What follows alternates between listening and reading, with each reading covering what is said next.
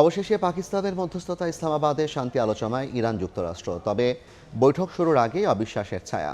Tehran বলছে ওয়াশিংটনকে বিশ্বাস করার জায়গা নেই। ইরানের জব্দ সম্পদ ছাড়ের খবর ছড়িয়ে পড়ার পর হোয়াইট হাউস অস্বীকার করায় আবারও ছড়িয়েছে সন্দেহের ডালপালা। এমন পরিস্থিতিতে দুই দেশের প্রতিনিধিদের সঙ্গে আলাদা বৈঠক করেছেন পাকিস্তানের প্রধানমন্ত্রী। হাজার হাজার নিরাপত্তা বাহিনীর করা পাহারায় পাকিস্তানের রাজধানী।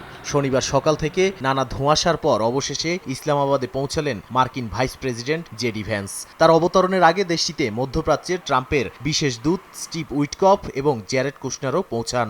এর আগে শুক্রবার মধ্যরাতে ৭১ সদস্যের প্রতিনিধি দল নিয়ে পৌঁছান ইরানের স্পিকার মোহাম্মদ বাগের গালিবাফ ও পররাষ্ট্রমন্ত্রী আব্বাস আরাকচি। তারা বিমানের প্রতিটি ফাঁকা আসনে তেহরানের মিনাপ স্কুলে ওয়াশিংটন তেল আবিবের যৌথ বিমান হামলায় নিহত শিক্ষার্থীদের ছবিও নিয়ে আসেন।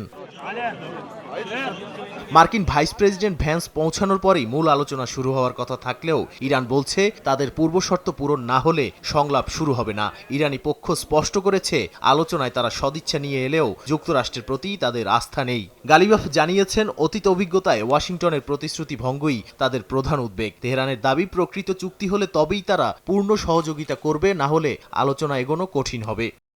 ইরানিরা আন্তরিকভাবে আলোচনায় বসতে প্রস্তুত থাকলে আমরা অবশ্যই সহযোগিতার হাত বাড়িয়ে দেব, কিন্তু তারা যদি ছলচাতুরির চেষ্টা করে আমাদের আলোচক দল তা মেনে নেবে না।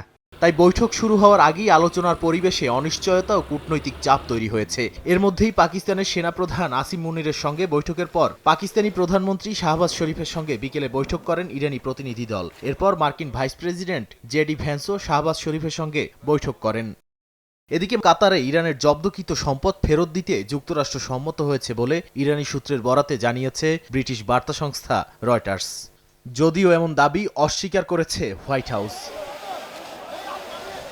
আলোচনার মধ্যেই উত্তপ্ত হয়ে উঠেছে লেবানন পরিস্থিতি। সশস্ত্র গোষ্ঠী হিজবুল্লাহ ইসরায়েলি অবস্থানে রকেট হামলার দাবি করেছে।